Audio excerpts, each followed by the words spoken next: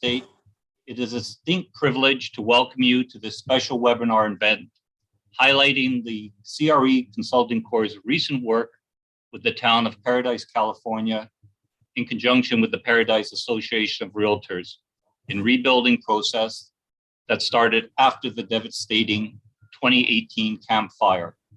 Thank you for joining us. My name is Bill McCarthy. I'm the CRE First Vice President for 2022. I'm a proud counselor and I work and reside in Burnaby, British Columbia, Canada. Today's webinar represents not only the very essence of the compelling thought leadership and creative problem solving for which counselors of real estate are known for, but it also highlights our members' generosity of spirit.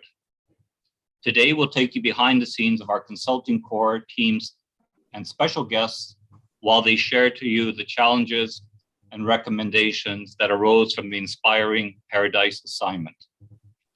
I'd like to recognize the sponsors of today's event and all of the counselors' webinars: the Altus Group, Busac Real Estate, and Equus Capital Partners. Thank you for your partnership and support. While attendees will be muted during the course of today's event, you're encouraged to utilize the Q&A feature should you wish to submit a question. Your participation is welcome and we'll answer as many questions as time allows. At this point, I'm very honored to introduce Stephen R. Norris, CRE, the principal of Norris Real Estate Advisors in Pasadena, California. Steve was the team leader for the Consulting Corps' Paradise assignment and is the moderator of our session today. I'm going to turn it over to Steve, and thank you, Steve, for your leadership, and please take it away. Thank you, Bill. The last 9 months for all of our team has been a challenge, but more than anything, it's been a privilege and an honor to be a part of this process. And to me has really illustrated very clearly the role that the Consulting Corps plays in the character overall of the counselors of real estate. I've been a member of the counselors for about 18 years now and have always been struck at the depth of character, the intellectual curiosity, and the willingness to give back of all of the counselors. That was particularly emphasized in this team. And I was honored to serve along with them. More than anything, we were all honored to serve the people of Paradise in our process of offering suggestions to help them find a way forward and better hope for the future in terms of rebuilding in Paradise. For those of you not familiar, I'll give you the quick version of what happened. In November 2018, there was one of the worst wildfires in Western American history, in all of American history, in the town of Paradise. The population before the fire was about 27,000. After the fire, immediately, it was about 3,500. Today, the town population is about 7,000. There were 18,000 structures lost in the fire, about 6,700 approximately. Actually, that's wrong. I think about 2,000 now have been successfully rebuilt. And I had the honor of serving with a remarkable team. I'm just going to introduce them briefly and tell you their past, a little bit of what they do, so you understand who's going to be speaking today. Bruce Wood is from Seattle and Portland. He is a developer. He is now largely not developing, and ironically and providentially for all of our team, Bruce has spent the last year or so, along with a partner, as a private sector consultant to the state of Oregon in helping them manage replacement housing after wildfire loss. So you can see Bruce was just a strikingly remarkable member of our team. All of them were. Keenan Hughes resides in the Philadelphia, in the New Jersey area. He is a planner by profession. He's been involved with a number of municipalities, both in New York, New Jersey, and other eastern states in major planning efforts, individual property redevelopment efforts, entitlement. And so having a planner in our gang was immeasurably valuable. Eileen Meriden is a jack of all trades, and the most intellectually curious person I think I've ever met. She was a terrific addition to our team, and her prior role was as a lead economist with Grosvenor in San Francisco. For the last couple of years, she has teamed up with Paige Mueller and a consulting firm in the Bay Area, offering a variety of commercial real estate advice to clients. Bob Green was another one of those sort of fallen from the sky counselors who helped us out. As Bob's current job is, if you will, chief appraiser, due diligence person, jack of all trades also for the state of Washington Forestry Department, which manages a modest 5 million acres of forest land.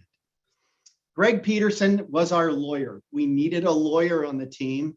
We needed someone who understood entitlement, dirt law, and how to make things happen from a real estate legal perspective. And Greg also grew up in Montana, so that doesn't hurt when you're working with a wildfire situation. Also today we have with us our client and a couple of people, key people from the town of Paradise who became our friends, and we're working together with these folks as we move forward. Kevin Phillips is the town manager for the city of Paradise. You will hear from him as we move on this morning. Shauna O'Shaughnessy is with us as she leads a low-income housing group that has already rebuilt a single project in Paradise and is looking to redo that in other locations in the town and throughout Butte County and other parts of Northern California. Our client is Aubrey Pruis, who is the executive director of the Paradise Board of Realtors. And if you were to point to one person who really was the energy and the passion behind the counselors teaming up with the National Association of Realtors and with the City of Paradise and their Board of Realtors, it's Aubrey. This is a person who does not give up. And as a matter of fact, Aubrey is currently in the process of looking to purchase his own home site and build a home in Paradise to help really as an example in the rebuilding effort. So what I want to do now that you kind of know who all the humans are that are going to be with us, I want to show you a short video that highlights the work both of the Consulting Corps and particular the work in Paradise. So if we can have that now.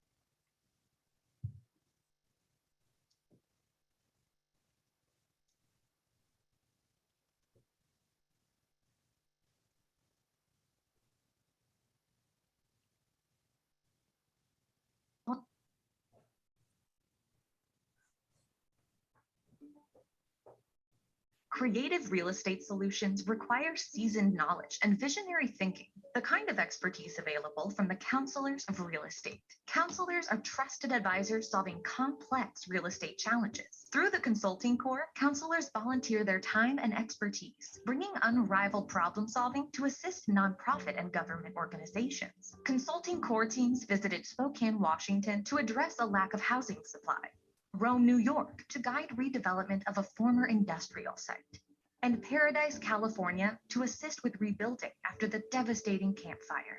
I heard about the Council of Real Estate from a conference that I was in Austin, Texas in 2019, right after the fire. Hearing about what they do, I knew that this was an organization, a global organization that was equipped to handle the magnitude of what we had in front of us and down the road. This is our chance to offer our expertise from 6 individuals from around the country who have a wide variety of specialized skill in law, planning, development, valuation, forestry, and to hopefully give some new ideas and concepts and help to the people of Paradise. They were really looking for some maybe out-of-the-box ideas on how to find a path forward. And, all these things affect one another. So trying to find, what are the key components? How do you get things jump-started and actually progressing? And then sort of getting the other things to integrate fall into place. It is a way for the community to move from a retrospective viewpoint toward what has happened to them and try to get oriented more towards a prospective vision of what the community can and will become. We're here to assist the town in in their thinking of how to rebuild. And what are the issues, what are the challenges they're facing, bring in best practices from other areas, and just kind of a strategy audit, if you will, of where they are and where we might suggest ways that they may recover more quickly. They lost 82% of the population, which has tremendous impacts throughout the community on their services, their schools, just their culture. And the quicker that people can move back, things will start to feel a little more normal. The challenge is there's so much uncertainty with the basic fundamentals of how to get people back here. And these things aren't going to take a year. Some of these things are going to take many, many, many, many years. One of the important things that the Councils of Real Estate did was that they gave a gift to Paradise that is worth minimum 100,000, probably more in the 400,000, that really Paradise may not have been able to afford on their own. My only wish is that they had been able to come in sooner. I would love to see CRE actually activated much sooner in a disaster to really start that process, at least like 1 year post-disaster. The recommendations from the report were fantastic. They clearly did a great job listening to us and really understanding what our challenges were. They really delved into understanding what our barriers have been and seeing areas where they could help with their expertise. And that really came through in the report. They've reached out to me after this report and said that we're here through the long term. And having that to be able to rely on, to be able to call these experts at any time and say, hey, I'm going through this right now, what do you think, has been an extremely valuable resource for the town. And we just really appreciate everything that they've done and their willingness to support and help the town of Paradise.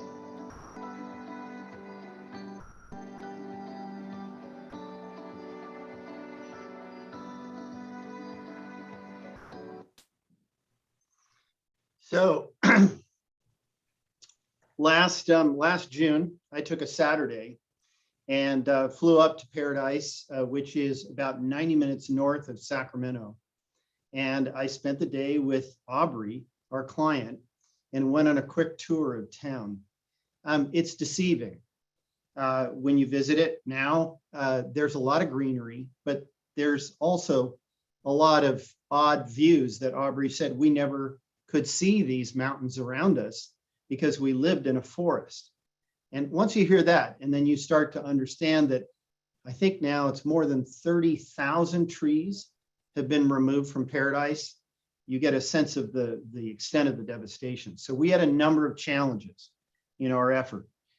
They involved both issues with relief, local government, understanding how the planning process works, issues with fire insurance, costs just running out of control, construction costs going up in the Western US over this past summer. And we all know about the continuing effects of inflation on construction costs. And also just taking a look at sort of the cultural process of how things work after a natural disaster. We've created some great team members outside of the counselors to help us going forward in the future. We may talk about those later today, but what I'm going to have our team do is sort of step through these challenges and also really focus on the action plan that we have given the folks in Paradise to begin to see some hope and catalyst for more efficient rebuilding, having things in the future move a little bit smoother, and hopefully some suggestions that will lead to renewed efforts to rebuild and a little bit faster pace to things, if that's possible. And so what I'd like to do is have our team members go through the recommendations we had, and really we're going to do it sort of by specialty. And so each of the team contributed something that was really unique. And this is what one of the things that I keep thinking as we continue this process is that we've only scratched the surface of knowledge in the counselors of real estate. And had we had the ability to virtually have everyone in the counselors observing our efforts, our answers would have become more sharpened and probably more diverse. But I want to start with our team here and let you know some of the suggestions we had. So I'm going to hand it off now to Bruce Wood. Good morning. So, after a fire or any disaster, all these organizations, government, nonprofits, private developers, volunteers, everyone jumps in at just an overwhelming effort, and they operate at 110% of their capacity to try to address whatever the challenges are of that particular area. And there's just so much effort into rebuilding. The problem is, that our political elected officials, homeowners, businesses, everybody wants it to get back to normal. They wanted to see is how quickly can we get things back to where they were. Unfortunately, as many as you know, our land use and procurement systems that we use are just not designed to move quickly. And it just takes time for a number of reasons that I don't have time to go into. But the one thing that results in all that is that our systems are not set up to move quickly and efficiently. So stuff just doesn't get done, and then people get frustrated.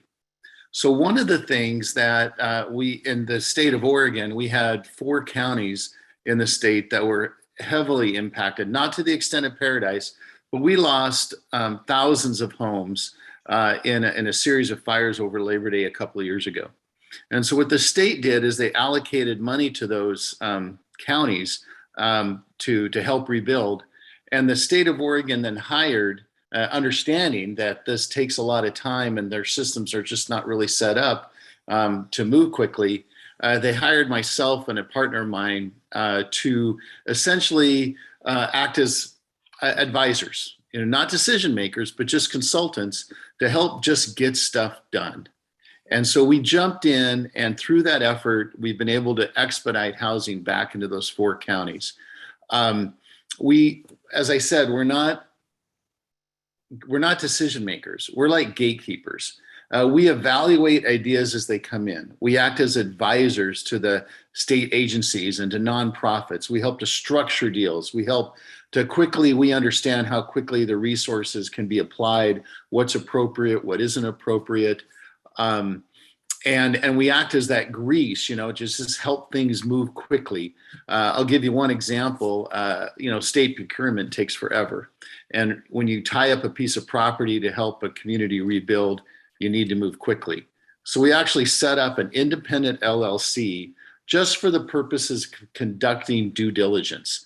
And that allows my partner and I to quickly order an environmental report or order an appraisal, whatever needs to get done.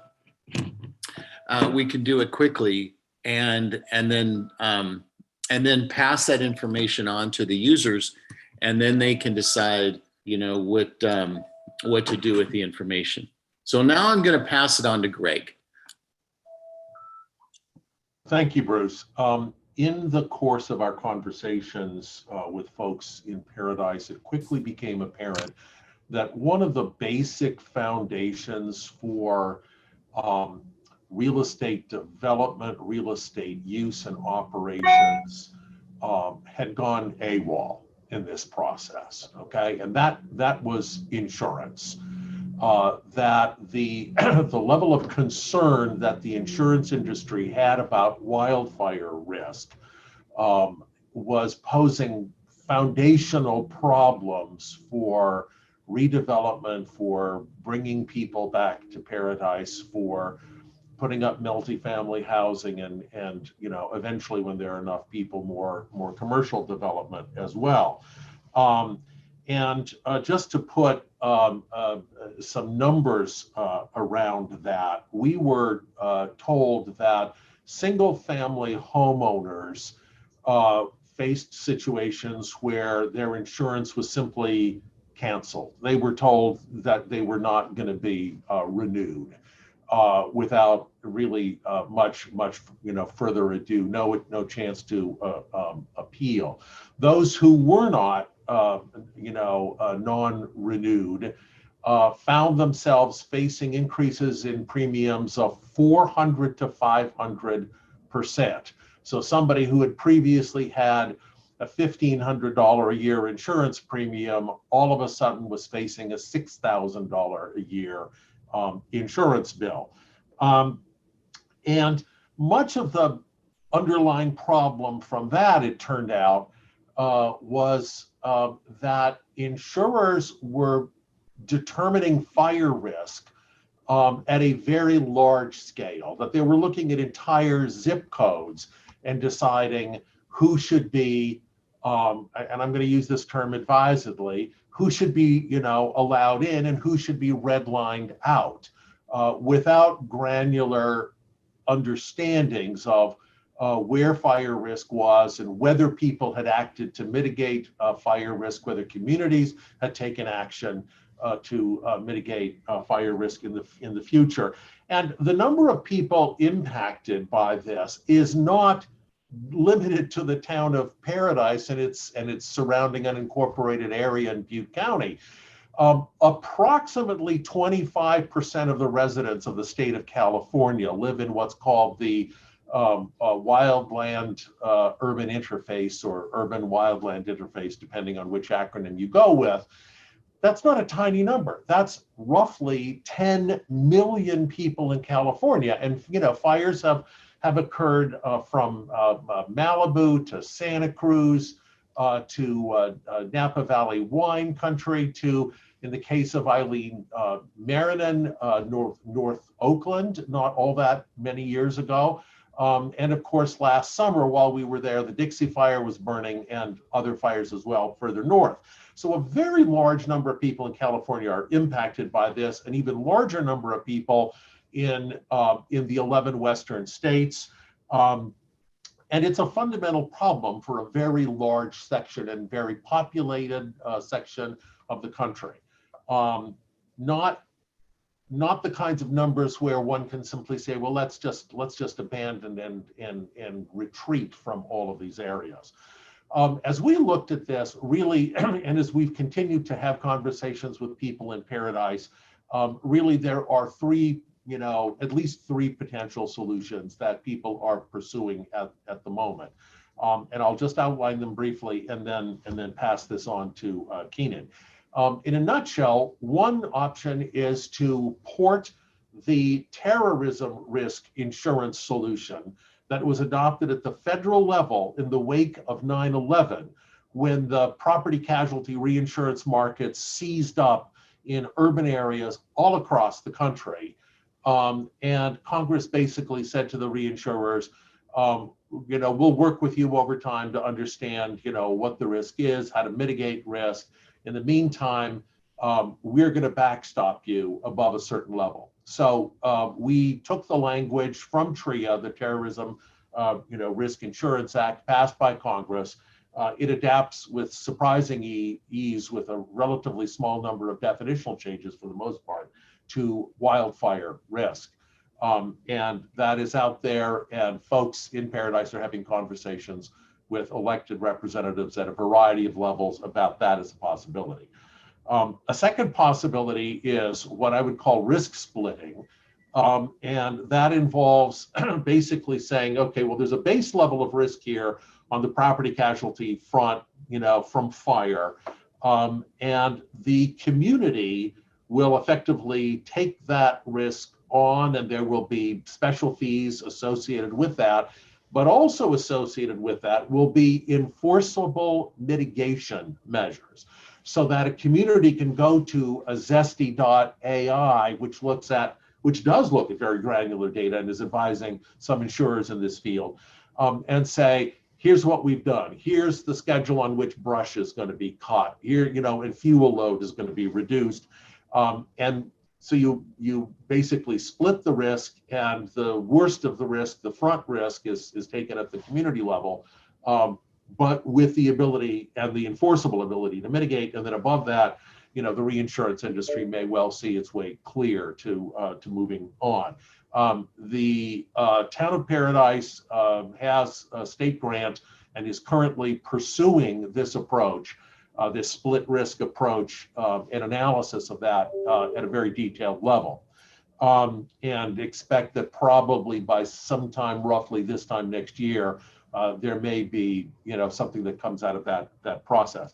The last possibility is to really deal with the fact that the fallback insurance mechanisms like the FAIR Plan in California really don't work for commercial and multifamily developers. And Shaughnessy is on and will speak later, but her organization faced really a catastrophic decision by the insurer to non-renew with a horrific bill that came due for insurance when they had to go to the London market for a manuscripted policy.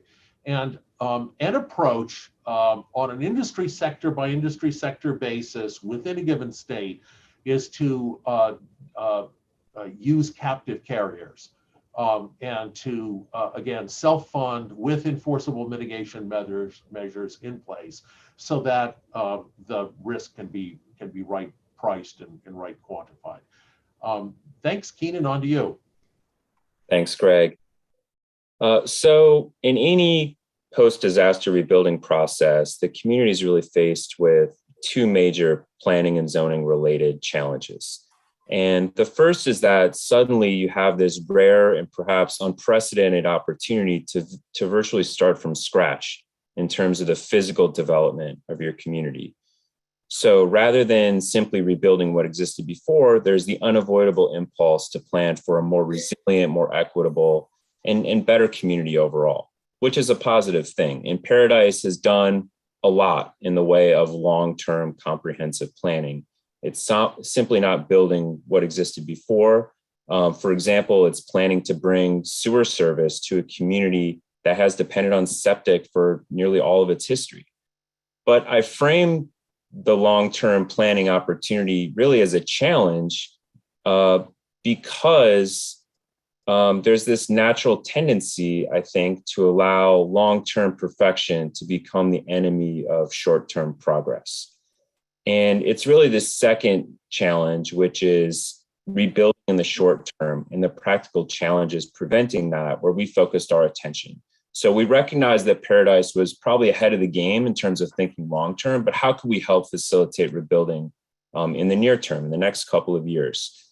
And in a rebuilding effort, from a planning and zoning perspective, business as usual no longer works. The zoning ordinance, the building code, development review process, they're just not adequate to deal with the scale and the complexity of the task at hand.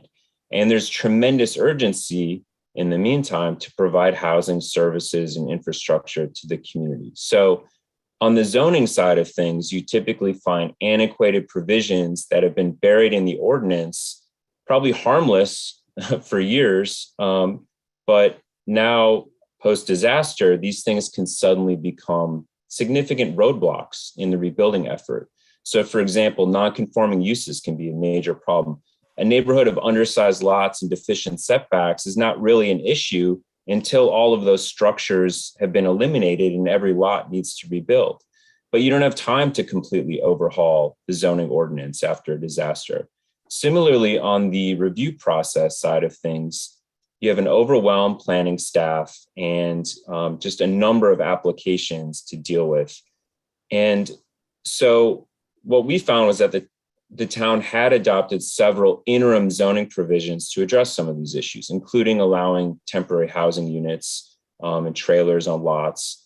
But our report really focused on some additional specific measures that we think the town could implement in terms of providing more flexibility in zoning and also to expedite the review process. So for example, eliminating the minimum square footage requirement for dwellings, or streamlining the design review process, and especially for manufactured home communities, because we see so much potential to provide additional housing supply on those specific properties.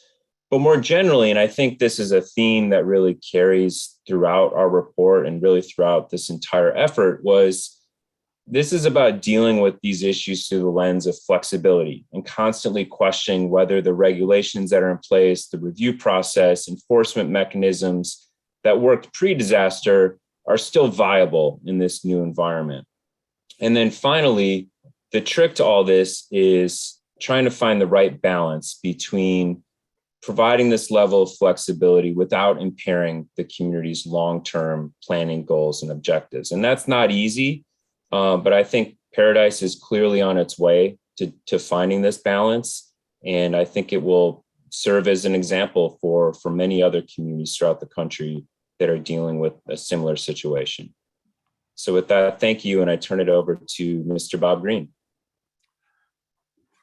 Thank you. Thank you, Keenan. I'm going to talk about the septic tank system and that issue. Historically, the town of Paradise has had no municipal sewer. All the properties are on individual private septic tank and dry well waste disposal systems. But in the rebuilding and redevelopment process, a problem has emerged. Contemporary permitting standards are more stringent than the older standards. In fact, some of the smaller lots are too small to install a modern system adequate for the improvements that would be built on that lot, and they're expensive. So one solution would be a municipal sewer system, but for regulatory and political reasons, that's not possible. Another would be to connect to the city of Chico system. That's 15 or 20 miles down the road. It's been looked at, it's been projected that it would take 5 years to start and 10 years to complete. And in fact, permission to do so has not been definitively determined. One of our underlying themes has been the problem of hesitancy. There are many persons contemplating a return to or a new investment in Paradise, but there's a wait and see attitude. They want to see what's going to happen before they pull the trigger. As Keenan just noted, the possibility of a solution lying in the indefinite future sometimes paralyzes present action. It is a classic case of the perfect being the enemy of the good. So we have focused on immediately attainable and good solutions. There are 4. Establishment of a fund to support the costs of individual septic tank installations. A possible source of funding is referenced in the report. Development of a kit of legal documents that will encourage and enable adjoining landowners to establish common package systems to collaboratively serve their properties. Number 3, consider the use of what in other contexts are sometimes called industrial revenue bonds as a possible source of funding. And finally, there are existing large-scale septic systems that are currently underutilized or not utilized. The Adventist Health site, where a new hospital was recently completed but is now unused and not likely to be used soon, has a large modern septic tank and dry well system, and the Kmart Plaza might be another. Those systems could be used for temporary housing, for mobile homes, RVs, et cetera, for people in the process of rebuilding on their own sites. And they could be used as similar kinds of housing for workforce labor that is now and will be necessary for rebuilding. And with that, I would like to hand the virtual microphone to Kevin Phillips. Kevin? Thank you very much. First of all, I want to say thank you to the counselors and all of this team for coming up to Paradise, really seeing the effects of the disaster, but then also looking outside the box.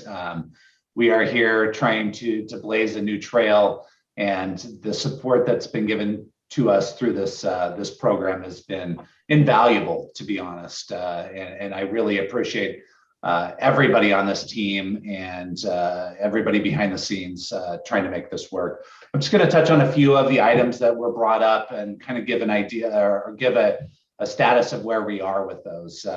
First of all, to start with the sewer project, we are going forward with an interconnectivity project with the city of Chico. It is taking quite a bit of time, and we understand that, but we do feel like for the long-term solution, it is the best way to rebuild our business community and allowing that. But we also are taking into consideration the larger septic tanks and the availability of that excess capacity.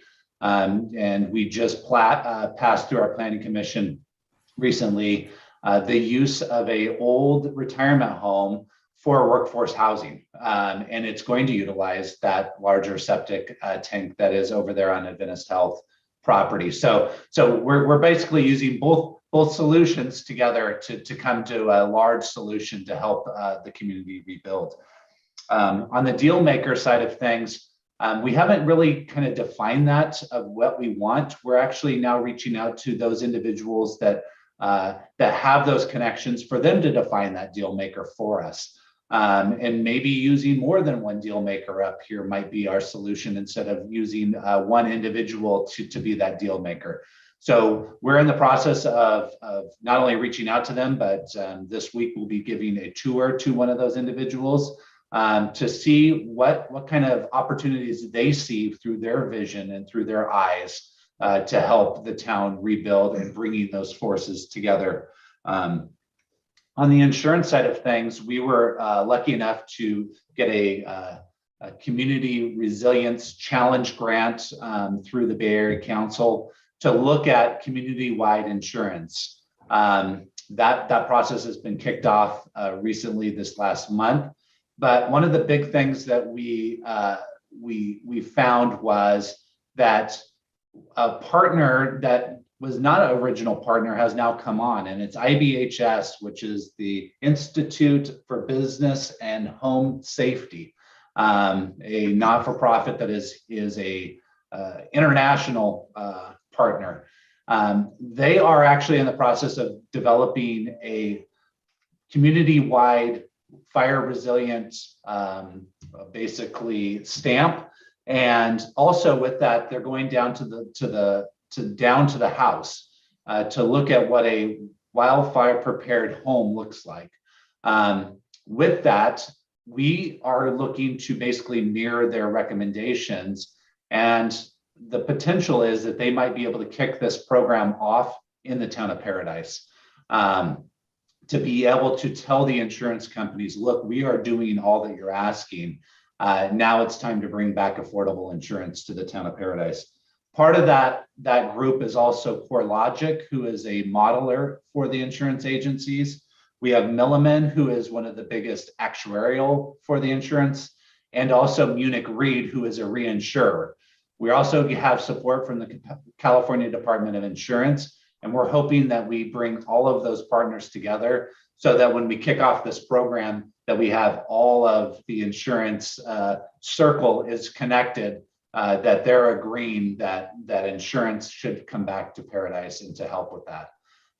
So with that, I just want to kind of give a quick update on where we are with some of these recommendations, how much we appreciate the support, and that we'll be here for any questions. And again, like I said in the video, the support moving forward is so welcomed here, and we expect this relationship to move on throughout our rebuild. So with that, I'm going to kick it over to Shauna. Thank you, Kevin. Hello, everyone. It is an honor to be here today.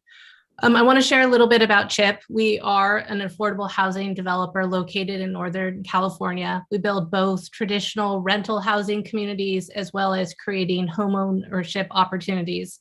The reason I'm here today is that the project you see on the screen right now is Paradise Community Village. It is a tax credit affordable housing development that was originally completed in 2013, completely destroyed in the Camp Fire in 2018, and we just successfully rebuilt it in 2021. Unfortunately, a disaster like the Camp Fire is both uniquely devastating and sadly becoming very familiar. Because of climate change, disasters like this are becoming more frequent and more destructive and more dangerous. Because of the scale and scope of the Camp Fire, we have known from the beginning that our community would need outside help to support our recovery. And we are also deeply committed to sharing lessons learned with other communities to help them have faster recoveries.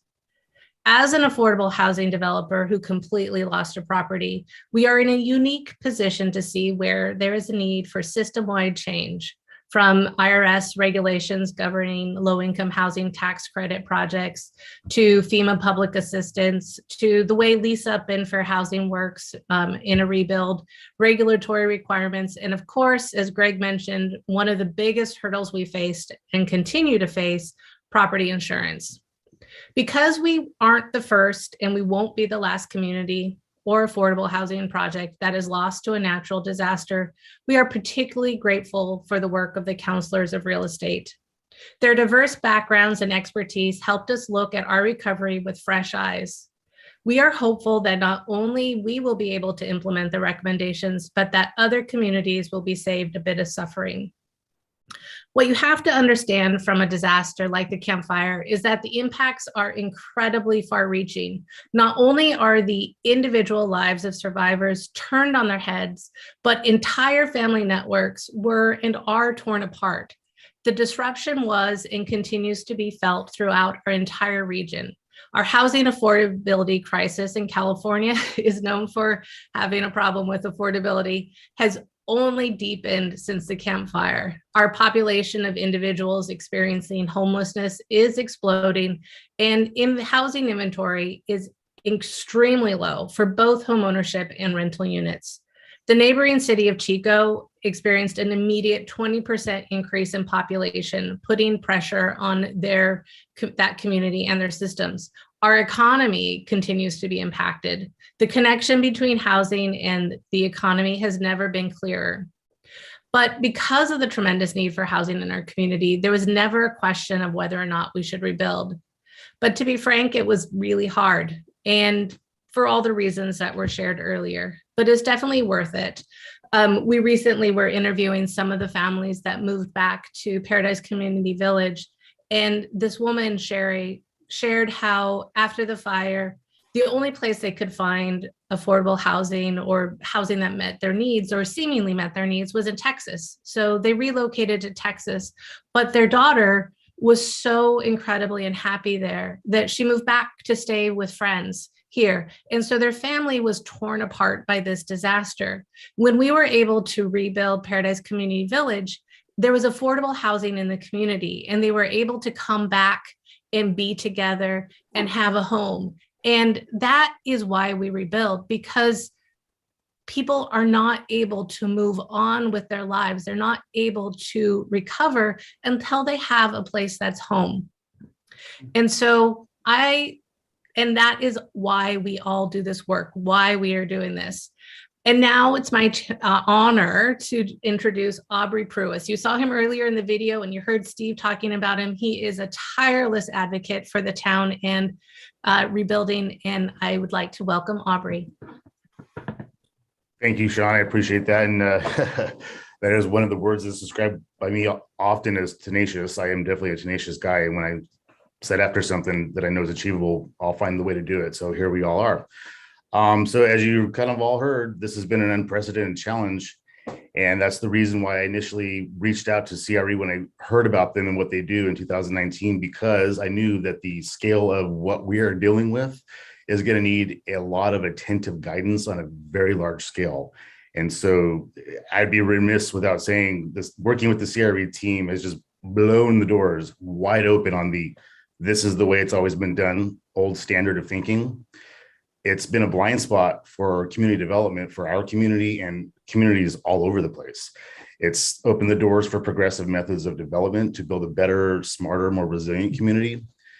New concepts are being brought forward to provide unique approaches and new opportunities for us as a community. And our experience is going to be basically available as a model for other communities that are also going to be facing, God forbid, a disaster of the magnitude we suffered, and a roadmap of actionable items that can be immediately activated after a disaster.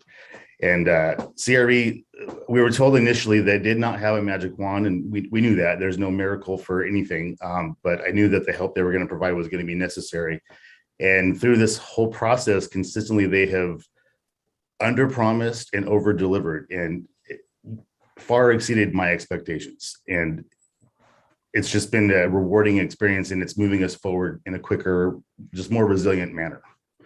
So that's my 2 cents, and I'll hand it over to Steve.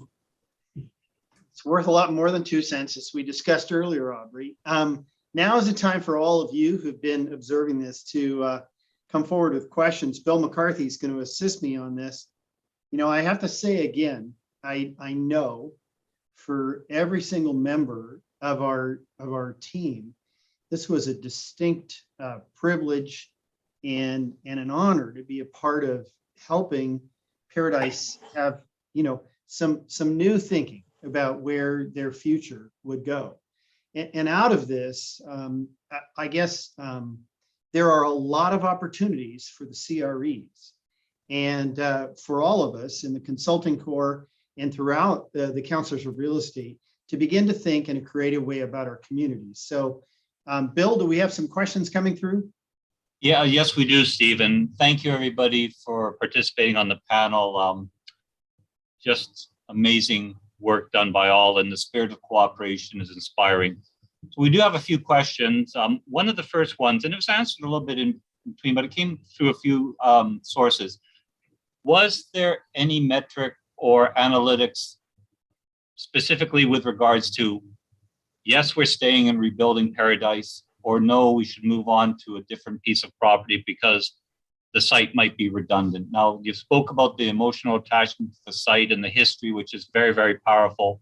But was there any deliberations either amongst you as a group or Paradise itself that this town site might be redundant and we move to another plot of land? Wow. So first of all, Shauna mentioned something that really struck me and has been on my mind since we started. I think all of us, the whole team, was the concept of home. It's a powerful emotional thing, and it's something we particularly recognized in Paradise. We did take a look at this question more sort of tangentially than anything else. I'm thinking Eileen Marinan might have some thoughts on that. So Eileen, I'm gonna let you run at this as well.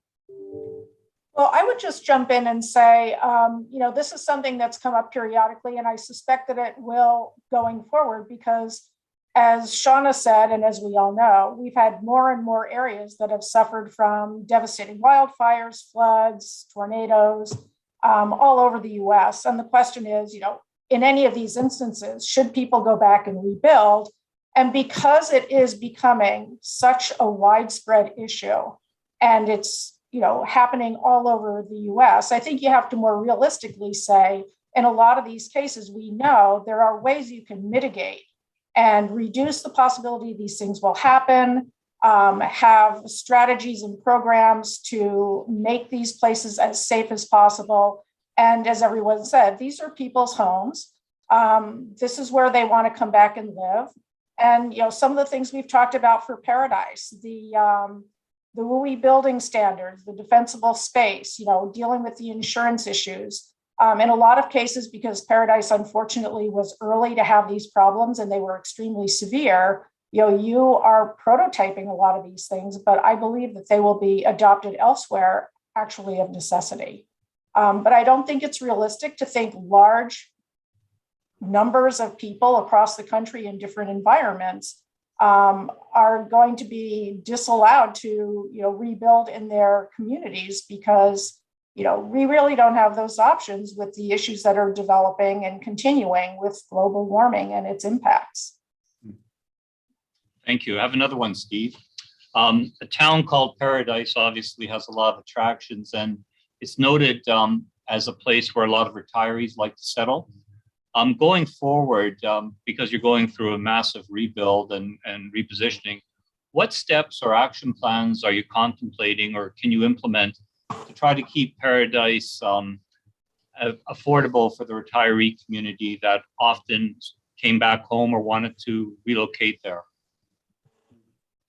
You know, I wonder if Kevin might want to take a run at this. I feel like he might have some thoughts about this. He's there every day. Yes, so it's a great question, and it's a question we're dealing with on a daily basis, is affordability. Most of the people that were here pre-fire were of the retirement age, and you know, a lot of those individuals, with the timing that it takes to rebuild, have moved on. We know that. The ones that are coming back, we are trying to do our best to make it affordable, but it is a market that is very difficult to make building affordable. So what we've seen is that there has been some creative developers up here that are trying to keep the cost at the lowest possible cost possible. Well, that's a lot of possibles there. But it's difficult. And what we've seen is that the ones that were insured are able to rebuild. The ones that were underinsured or did not have any insurance, they are struggling. And I think Shauna did mention it. You know, we've seen an increase in homelessness up in our area, and I think it's due to the fact that the housing stock for affordable housing was wiped out. We're in the process of building about 750 homes at any time during this process, but we feel that is a supply issue based on labor and materials, not a demand issue based on people wanting to come back. What we've seen is that there's been people that have moved away. 3 years later, they've decided that those places that they moved are not home and they want to come back home. But it takes time. It's taking time. So we're trying to make sure that we're working through those affordable issues. I think Shauna can really touch on the affordability of affordable housing and multifamily, and talk about some of those struggles that we are working through, but they're not easy solutions to solve at this point in time. Shauna, anything to add to that? I think that there are things that need to happen at the state regulatory level, in addition to the recommendations that are in this that are at the local level, to streamline rebuilding in disaster areas, because the expectations and requirements of kind of how you piece together the financing and amenities that are located, which are coming back but maybe aren't there at the time of application, create hurdles that make an already difficult job of building affordable housing even more difficult. And so there are, as Kevin said, very creative developers who are looking at bringing back multifamily senior housing and family housing. It's just going to look a little bit different for people. So people who maybe were able to afford a mobile home that felt like their own space, or a small home that they had inherited or family owned that they were able to rent very cheap, they may need to look to multifamily housing. And as Bruce said, this is a very long-term prospect. We're going to be rebuilding for years and years and years. And then on the first person with the kind of the abandoning the town, I think that, you know, it's not just one or two people. I mean, this was a town of like 30,000 people. It's not an individual decision that can be made to wholesale uproot an entire community. And I think that understanding the size of a community like Paradise is really important. And I think Greg's point of how many millions of people in California are in the WUI, and honestly, if we were to not live in the WUI, where would they go? To the drought-ridden areas of Central California, earthquakes in the Bay Area. This is a complex thing, and we need to focus on resiliency and mitigation, as Eileen said. Do any of the other panelists want to weigh in on that before I go to another question? Well, I was going to add, you know, when you lose all that organic affordable housing in any community, you know, how do you drive down the cost of replacing that? And so in Oregon, for example, we bought 140 modular homes out of the Audubon plant in Idaho. And then we work with the housing authority to purchase burned out mobile home parks. And then we're replacing those homes in those mobile home parks. And then they're granting those homes to wildfire survivors, you know, that meet certain affordability requirements. You know, at the same time, you drive down the cost by providing housing that's just smaller. You know, in some our neighborhoods and in our communities, we're now allowing homes that are less than 500, not the small tiny homes that are, you know, on trailers, but actually homes that are much less than, you know, your typical 1,000 square feet. We're at 500 or 400 square feet that will allow built in these communities. And then finally, the state of Oregon just authorized $15 million for the the creation and establishment of a mobile home manufacturing plant specifically for nonprofits. So the idea is, again, produce a single unit. It's 2-bedroom, 2-bath, something like that. There's no variety to it. It's just going to be produced very high quality, but then those will be sold at significant discount to nonprofits, who then will put those in like housing authorities. So there's no taxes on the land to drive down the space rent, drive down the cost of the housing. And therefore, those folks in that 80% AMI kind of category can afford to move back into their community. Okay, Steve, I'm going to try to get to a couple more questions just before we wrap up. But we had a question, interesting one from a person whose community suffered through a tornado. And the question essentially was this: how do you convince the public that quicker is better than taking a longer term approach to trying to implement your action plan? Wow, that's a great question. And this is interesting too, Bill, because as a result of some of our efforts, we're building relationships now in the community that works nationally with after the fire, after the disaster type issues. After the Fire USA, for everyone listening, Google that. Go take a look. We have now established a relationship with them and are working with them and thinking about exactly those issues, about how do you create a template or guidelines for things to do and not to do after a natural disaster. Because a lot of the time there's good intention, as I'm sure Kevin can agree with, but sometimes that doesn't get the whole community going in the right direction quickly. We were approached 2 years after the fire, really, by the local board of realtors because of a sense of just a frustration. Can we do something to catalyze this effort? So for those natural disaster type things, I think there is a growing interest in doing it right and doing it right from the beginning. And we're encouraged by sort of the beginning of this process that we're doing with the Paradise team. There might be opportunities to do this elsewhere in terms of creating some ideas. I think that's kind of the next outgrowth, is figuring out how we can work together, the consulting core and the counselors at large, with groups like After the Fire, to bring forward some ideas that smooth the runway for folks. Anybody else on my team want to throw in your hat? Just shout. Bruce, I think. Yeah, because I think I'd say the challenge is how do you convince the elected officials and planning departments to be more flexible, to allow the market to respond more quickly. And that often it's that, what do they say? It's the enemy of the good is trying to be perfect, or something like that. And I think in the case of Paradise, there was a lot of effort, but again, it was like, okay, we're only going to give you 2 years to do this before we want you to do something else. And things just take a lot longer.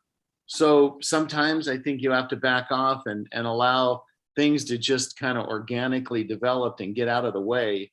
If you really want the community to recover quickly, you do whatever it takes to get the population back. And that may mean you're going to allow a trailer on a site for longer than a year. It might be 2 or 3 years, or maybe in the case, I hate to keep bringing it up, but in Oregon, we just put a timeline out there of 5 years, and we just didn't worry about it. For the next 5 years, we don't worry about what happens in those communities. We need to get bodies back in those communities to go to their schools, to shop in the businesses. And so we allow a little more flexibility, and then, we figure things will kind of get addressed later. Anybody else before I ask one final question, more of a statement as well too on that regarding timelines for any redevelopment contemplated or necessary? Go for it, Bill. Okay, I've got one final question, Steve, and this is a little bit personal as well too. I'm up here in British Columbia, and we have a lot of wildfires caused by man, caused by global warming, caused by everything imaginable. It's an ongoing problem, and it's going to be a trend which is not going to abbreviate for any time soon. If you look at a town in British Columbia called Lytton, BC, please Google that. So Lytton's about a 4.5-hour drive from Vancouver, and it's in our Okanagan Valley, our wine region. But it is famous for being the hottest city in Canada. And over a year ago, the entire town site was 100% destroyed by fire. And they have no plans in place other than a lot of talk at this point, big discussion up in British Columbia, and I'm sure a lot of other cities. I think that's something that would be invaluable, and you can just answer this, I'll throw it back to Steve, is are there plans to try to model what you're doing here in Paradise with the Consulting Corps, the realtors, a very, very focused city council and management to come up with action plans, best practices, templates, whatever necessary, so that there is a ready plan for these ongoing disasters.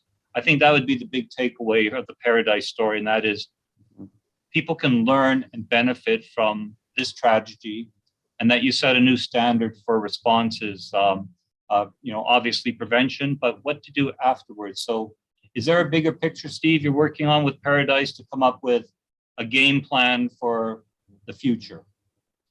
There sure is. And a lot of that has to do with this relationship we've started with after the fire. Eileen, I'd like to have you kind of jump in here on that part of it, because after the fire was started in Sonoma County as a result of that fire, and they are now working in a number of places. They just came back from Boulder, learning about what happened there. And a lot of that has to do with re-energizing businesses, which we haven't talked about commercial at all. So I'm going to let Eileen run with that for a little bit. Well, let me just do a couple of things quickly. So let me speak to commercial because we didn't get into it at all. And in fact, at the beginning, we were asked to address residential and commercial redevelopment. And we focused very much on getting residential back and activated, and a range of housing types, a range of income levels, because retail follows residential. Unless you have customers, you're not going to have a viable business. And so we focused on that in the course of the work we did. We did come up with recommendations for commercial, and they're phased as the town builds back up to its earlier level.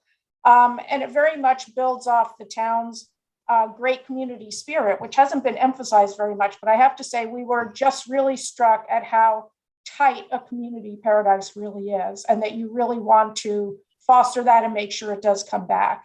But on a broader scale, I think what we all learned is, the issue with a lot of these towns is they're small towns in rural areas, and they lack in-house capabilities. They don't have the resources. And a town like Paradise, for example, and a lot of the other Sierra communities here in California have been around since the gold rush. So, they're pretty stable. There's not a lot of growth. And talking with folks like after the fire, it's recognizing that there are going to be many in situations like this. And if you can figure out a path and the expertise you need, you can spread that broadly to these communities as they need it, and just make the progress faster and more efficient and effective than they were able to do.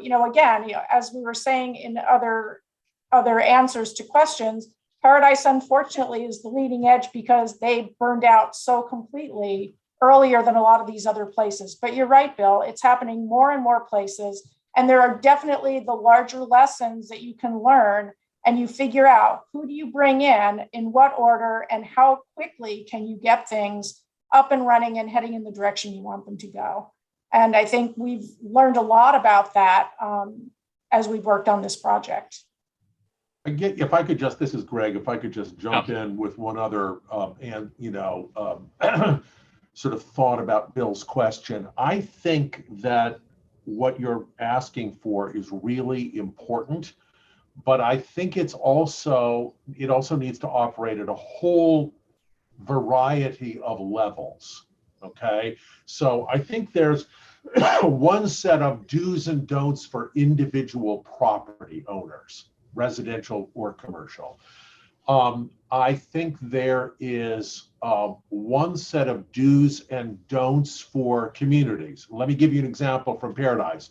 because Kevin Phillips, who's on this call, is responsible for the fact that there is a public water supply still in the town of Paradise. And I can assure you that if he hadn't done that work, there would be no town of Paradise for us to talk about at this point, okay? So there's a whole variety of infrastructure issues and regulatory flexibility issues that can be worked on at the local level. I think there's another level where we need to engage with the finance community and figure out how the finance community, the insurance community can be brought together. Quite frankly, the title insurance industry too. I mean, as I understand it, at least from my distance here on the US East Coast, but I am a Canadian, I do watch the National. I understand that there's some First Nation claims issues around, around the community you've mentioned in the Okanagan. And we have those same issues in New Orleans after Hurricane Katrina. And dear me, our FEMA organization still has not quite figured out how to quickly and efficiently work through the most salient title risks and not get bollocksed up in, again, levels of perfection. So there are provincial or state and federal programs and reviews that need to happen for what works and what doesn't work and how to have things fixed. And to my horror, I learned, that in the course of floods last year, FEMA is continuing to apply, for pity's sake, the same excessive, purity of title rules today that they did in New Orleans 17 years ago. Any final comments from any of the panelists on that general question before I wrap things up? One thing I'd just like to add is through this process, it's been a growth and learning lesson for all of us, obviously, but we're definitely finding out the things that don't work through this process and the things that do work, or the things that can be maybe not applied here, but we can morph that into over here. So like I talked about earlier, is I really hope that this can also be a model. And as everyone here has touched on with global warming or so many communities facing all these challenges, I really hope that this is something that can be a takeaway for other communities to, like I said earlier, activate much quicker with the things that we've experienced as stumbling blocks, but hopefully we'll remove those for other uses. So if anything comes out of this, I hope that that's one of them. Thank you. So I'm going to wrap up, but let me just first of all thank my fellow counselors for your great work. Steve, your team did us proud. Also like to acknowledge Shauna's work, so important for this because everything comes down to housing. And also like to thank Aubrey for the partnership with the realtors. Very, very important that we're working with our fellow professionals. And Kevin, you and your team at Paradise, you welcomed the team. And I think which is very unique about the Paradise situation, and it can't be understated, is there was goodwill and synergy right from the beginning. Everybody was working for a good outcome. And if you have that from the outset, everything is possible. And I think I'll just echo back Steve's first comments, and Shauna mentioned it in her comments, is, Paradise is not a small village. I think everybody was under the impression that it was tiny. I've driven by Paradise many times on my way down south to the desert. And until this assignment came through, and you start peeling that onion, you don't realize how complex and how big Paradise was. And I think it's the right size model for this template plan going forward. And I think that's going to be one of the big legacies of the work and the goodwill that's been displayed for the last couple of years. So just a few comments to close. Thank you all for sharing this promising human interest in real estate story. And a special thanks to the Paradise Association of Realtors, the California Association of Realtors, and the National Association of Realtors. We'd also like to thank and acknowledge our own CRE Foundation for their support.